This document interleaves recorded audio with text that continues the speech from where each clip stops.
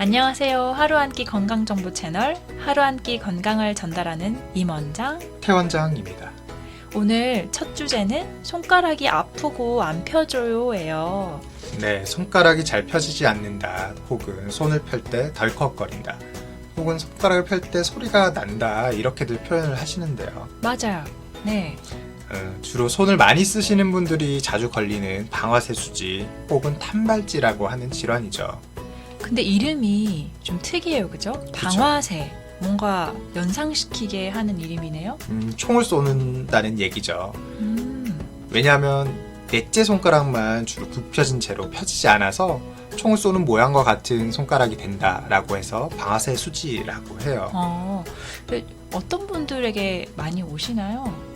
주로 반복된 동작을 많이 하는, 손을 많이 쓰는 중년 여성분들이 자주 걸려요. 이 질환은 천천히 진행되는 특징이 있어요. 어느 날 아침에 일어났더니 손이 뻣뻣하고 잘 안 움직여지다가 어느 순간 점점 손을 펼 때마다 잘 안 벌려지고 툭툭 걸리기 시작하죠. 맞아요. 실제로 제가 봤던 환자들도 이 손가락이 밖에서도 툭툭 소리가 들릴 정도로 잘 펴지지 않더라고요. 밖에서 소리가 들릴 정도는 굉장히 진행이 많이 된 상황이네요. 네, 맞아요. 이게 사실 얘기만 들어도 좀 무섭거든요. 왜 그렇죠. 그렇게 좀 발생할까요? 결론부터 얘기하자면 이거는 손가락 힘줄이 반복된 염증 때문에 부어서 그래요. 네. 계속해서 똑같은 동작들 혹은 빨리빨리 움직이는 동작들을 반복하다 보면은 힘줄끼리 마찰이 생겨요. 그럼 마찰이 생기다 보면은 염증이 발생하고, 염증이 반복해서 생기면은 힘줄이 두꺼워져요. 근데 이 두꺼워진 힘줄이 사그라들지 않고 계속 두꺼워진 채로 점점 두꺼워지다 보면은 지나다녀야 될 공간에 원활하게 지나다니지 못하고 턱턱하고 걸리게 되는 거죠.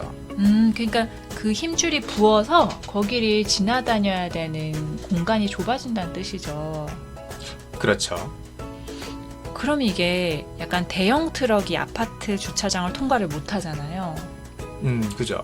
그러니까 원래 작은 승용차 크기였던 힘줄이 이 염증 때문에 대형 트럭 크기가 되고 그 크기가 커져서 이 주차장에 들어갈 수 없는 상황이랑 같은 거네요. 재밌는 비유네요. 그렇죠. 네. 네, 주로 엄지손가락이랑 네 번째 손가락이 그런 상황이 자주 발생하고요. 주로 당뇨나 류마티스, 갑상선 질환 있으신 분들이 많이 발생해요. 그러면 병원에서는 어떻게 치료를 할까요? 우선 양방적으로 치료를 먼저 알려드리자면, 병원에 가시면 소염 진통제 먼저 처방받고, 네. 그리고 두꺼워진 힘줄에다 스테로이드를 직접 주사해요.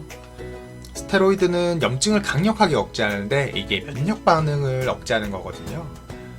그래서 갑자기 생긴 이런 염증에 잘 듣는 장점이 있고요. 근데 요즘은 익히 알려져 있잖아요. 스테로이드다 보니까 계속 반복해서 맞다 보면은 위축이 생기거나, 네. 그러니까 조금씩 오그라든다는 거죠. 그리고 네. 심해지면은 힘줄이 파열돼서 끊어질 수도 있고요.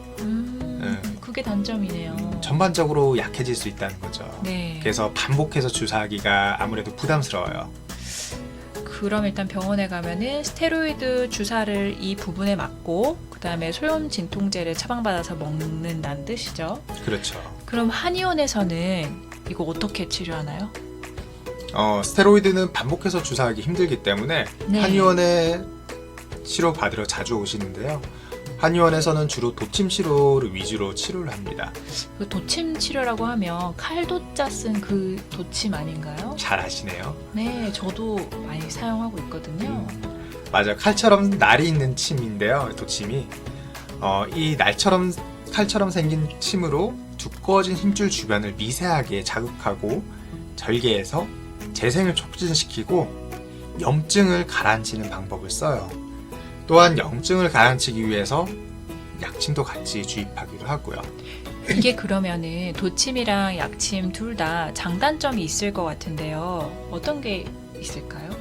장점으로는 반복해서 나타나는 증상에 적은 리스크로 계속 주입 치료를 시도할 수 있고요. 단점으로는 조금 아파요. 그러니까 얘는 뭐 자주 이렇게 치료를 해도 뭐 리스크가 없다는 뜻이네요, 그죠? 물론 리스크가 완전히 없을 수는 없지만 상대적으로 굉장히 적죠.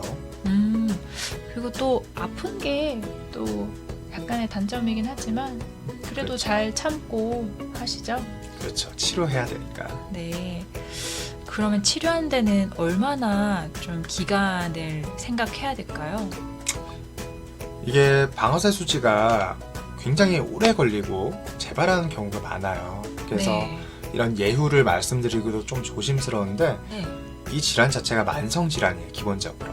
그래서 음, 4주 정도 1차 치료 기간을 설정하고 치료를 진행하곤 해요.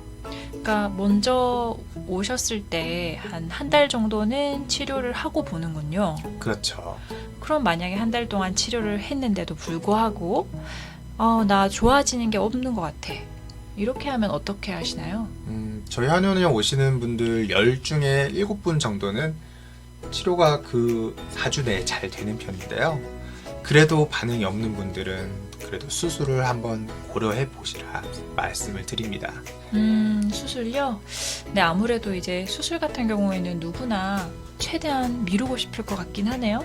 그렇죠. 수술은 마지막 방법이죠. 네. 그래서 교과서적으로 1년 정도는 지켜보면서 반응을 봐요. 스스로 낫나 아니면 치료에 반응하나.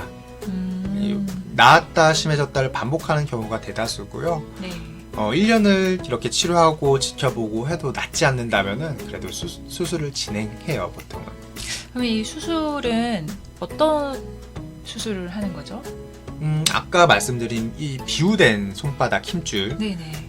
그쪽을 감싸고 있는 A1 풀리라는 인대를 직접적으로 절개를 해버려요.